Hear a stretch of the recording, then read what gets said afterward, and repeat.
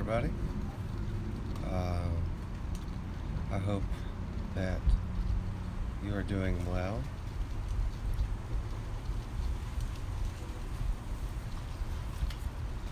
Today is another beautiful day in Southern California, as you can see.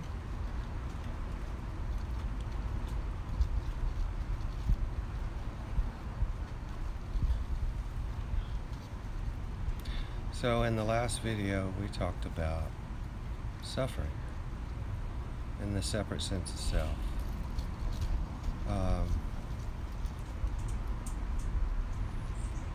For about 35, 36 years of my life, though most people wouldn't have known, I dealt with a lot of depression and anxiety, and had I did a lot of, I had some addictions, and that was kind of a way of self-medicating. And then, about 5 years ago, something happened, and that something was sort of this hyper-inquisitiveness of my mind, looking and searching and trying to grasp what was going on here. And from a young age, things didn't seem right with the world. Maybe that was just me, but that led me into studying religion and spirituality. And so you could say seeking was the deal. I was the seeker, and I studied everything I could get my hands on. And this process that was happening to me, I didn't really have a choice in the matter, but you could say it was an awakening experience, and mine was not very pleasurable. And in words, we might say there was a full egoic collapse. So the sense of self just sort of obliterated into nothingness. And I had the experience of what some might call mystical union, which in itself is just an experience. It's kind of useless for paying the bills or going to work, dealing with people in society, but it's a grand experience to have nevertheless. And then a very dark period where the mind was attacking me, you could say. And it was in that period where there was the realization that the thinking mind was not me. And that, in fact, everything that the mind told me about reality was not true. And that my whole life I had sort of lived in a dream within a dream, seeing the world and the many expressions of form through the filter of thoughts and feelings. And the sun's getting a little bright there. And I had never actually saw reality or heard what was actually being said. I saw what I thought or felt I saw, and I heard what I thought or felt I heard, and that's just a confusing way to live. But that whole thought feeling was the ego, the separate sense of self, and it's like a filter over what we really are. Some people think of the mind as it absorbs information, processes information. So it takes information in and processes it, which I would say possibly it does. But in a sense, it also projects information onto what is. And in those projections is, you could say, suffering.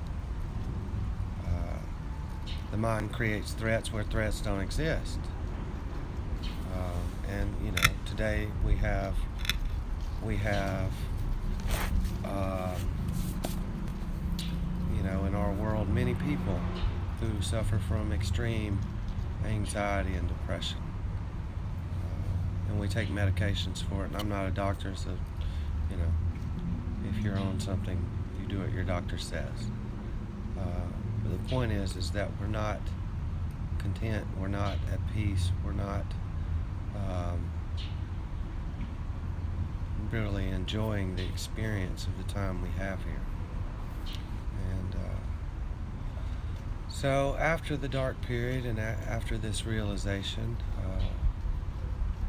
there came about uh, the disappearing of a seeming inner world in here and everything else out there,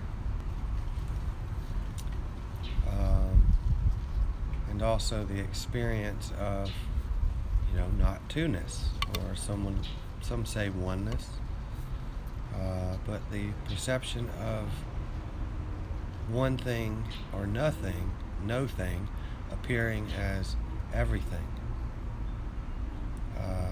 including this form, or the plants we see behind me, or the building, or the fence, or what seems to be air. Mind you, these are just labels for these things that the eyes perceive.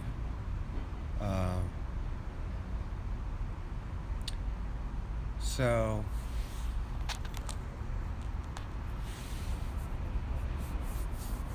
I like to use The Matrix a lot. It's such a great movie.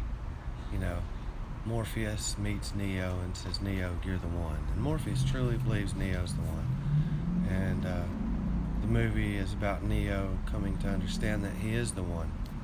And at the end of that movie, Neo is facing off with Mr. Smith. And Neo finally sees the code. This could say universal code of that world. And Neo himself is also part of the code. And it's one code that makes up everything. Within the code, he can see the form of Mr. Smith in the hallway that Mr. Smith is standing in. And that is sort of similar to the experience that happens here now, though there's no code. It's not a green code.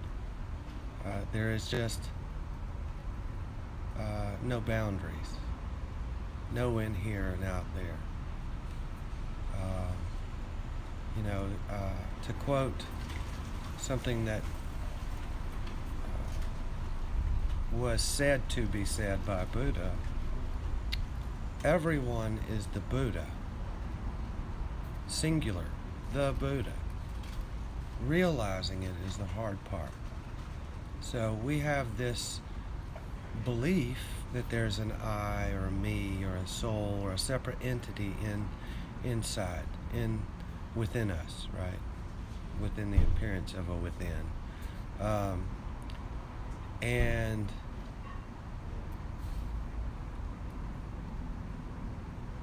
it's just the appearance of a me in here. Just the appearance. In the truth, there is no me in here. There is, you could say,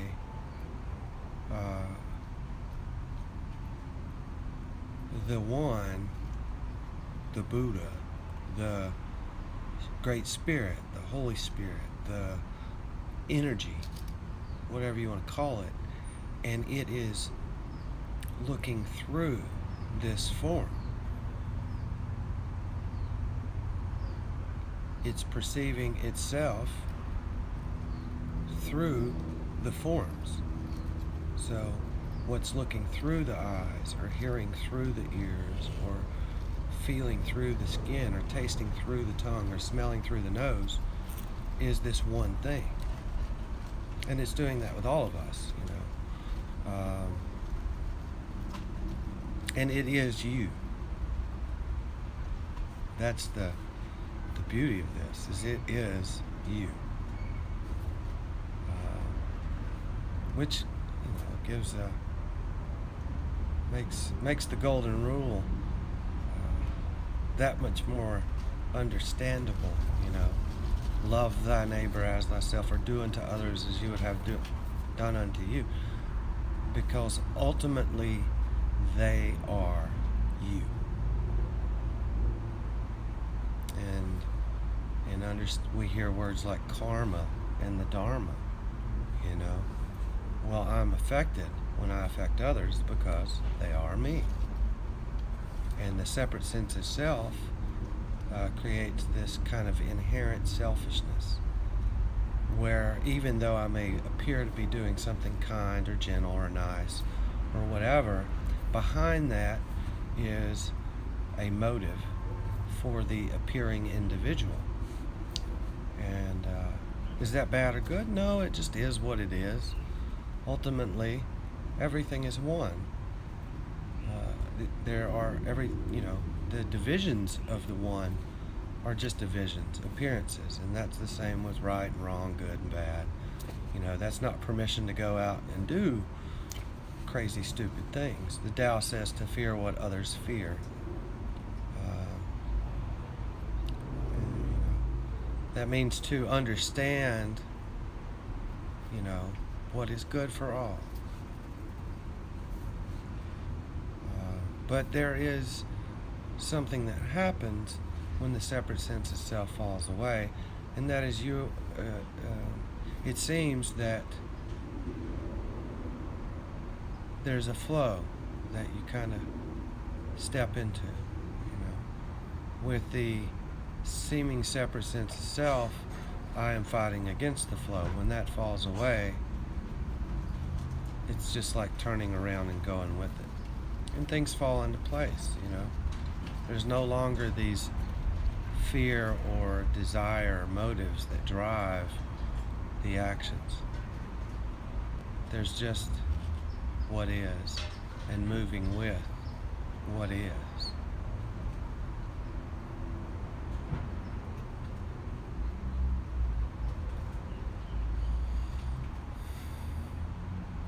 And I mean, look behind me, or what seems to be behind me.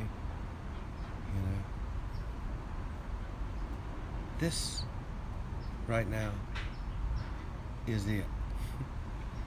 This is always it. Wherever you're at, this is it. And what keeps me from seeing that is the story of me.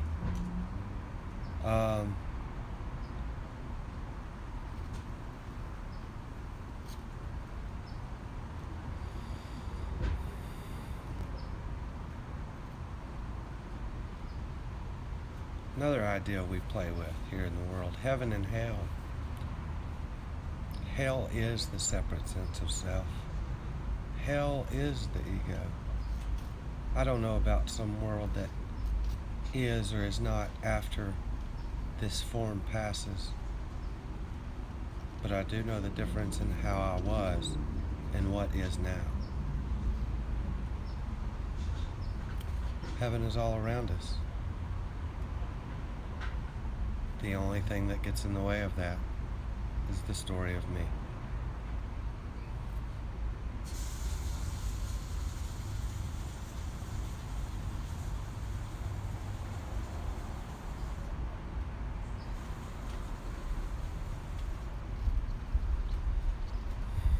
I hope you guys have enjoyed this. I know I have.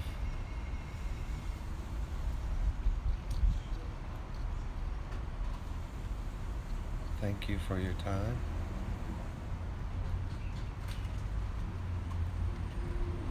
Thank you for this experience.